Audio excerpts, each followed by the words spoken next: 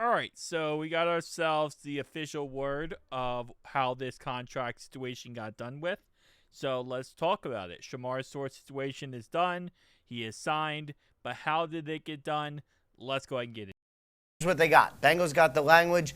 Shemar Stewart got $500,000 of his $10+ million signing bonus moved from December to right now. So he gets a little more upfront money. And probably the best thing is we are now done talking about Shemar Stewart's holdouts. We are now focusing in on Shemar Stewart, the actual player who joins a defense that should be really good and a role that he should be really good at. All right, so yeah, that's pretty much the summary of it. The Bengals kept the language that they wanted to keep. So the language is exactly the same as they said since day one.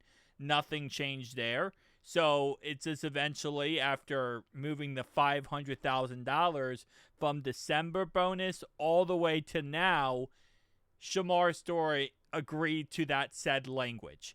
Now, again, that language at the end of the day does now make Shemar Stewart the first Bengal to ever accept that language, which, again, the amount of reports of, well, he doesn't want to be the first Bengal to accept it, whatever.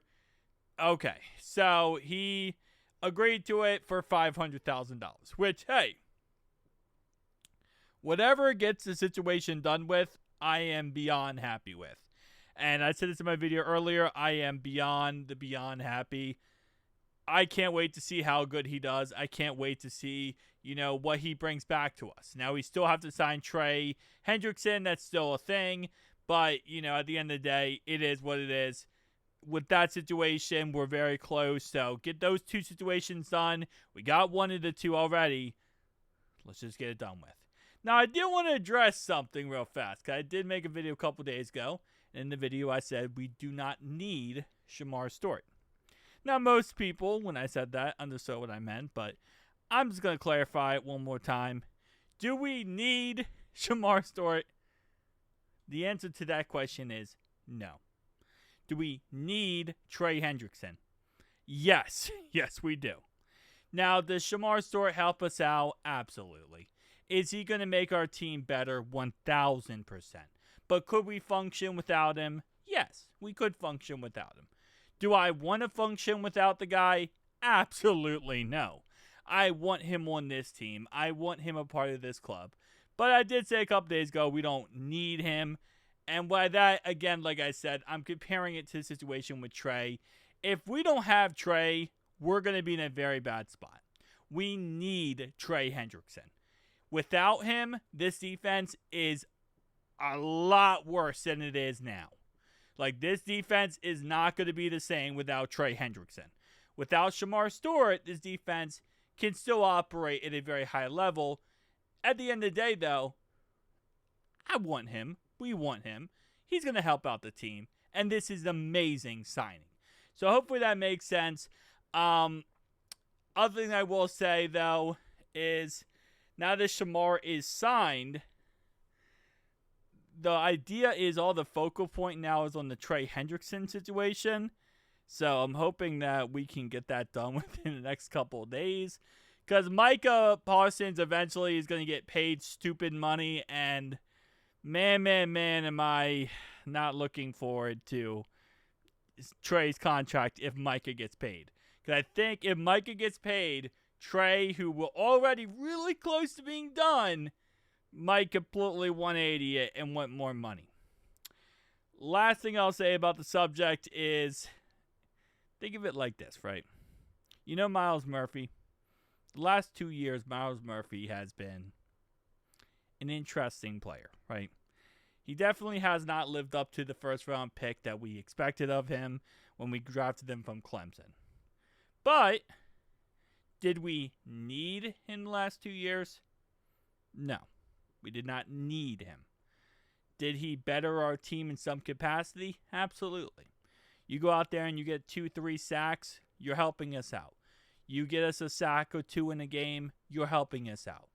But does it change? If we didn't have Myles Murphy the last 2 years, would that have completely changed our team? No, it would not have. Last year he put up 0 sacks. The year before that he put up I believe it was 5.5 sacks, right? So that's kind of my mindset. Again, I know most people understand that, but I do want to preface that by saying I am very happy that we signed Shemar Stewart. I wish him the best. I can't wait to see him do great, and I hope he becomes the best Cincinnati Bengal player of all time, and I think he really will. I think he'll be a great player. I think he'll play at a high level, but again, that's just my mindset on things, how everything shakes out. But shout out to the Bengals for getting this done. We just got to get done the Trey Hendrickson situation. We really do. And last thing I'll say on the whole subject, each of these situations, whether Shemar Stewart or Trey Hendrickson, these are all distractions, okay? These are all distractions for the team that takes the team away from the most important thing, which is win the Super Bowl.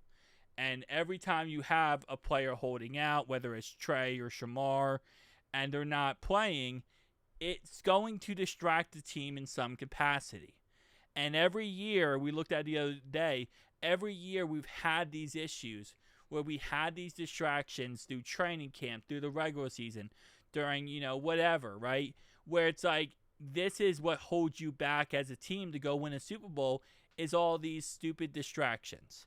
So even more than just, Shemar is going to help us out, it's also taking away distraction. It's taking away a situation that, could definitely harm us in the long run because of the distractions that are being had. So, for example, these are all distractions that happened in the past. 2020, Joe Mixon holds out until September. Jesse Bates in 2021 takes aim at the organization in a press conference. No extension. 2022, Jesse Bates franchise tag holds out in suite during preseason. So, again, it is what it is. Tell me down below your thoughts, opinions. See you guys in the next one. Peace out.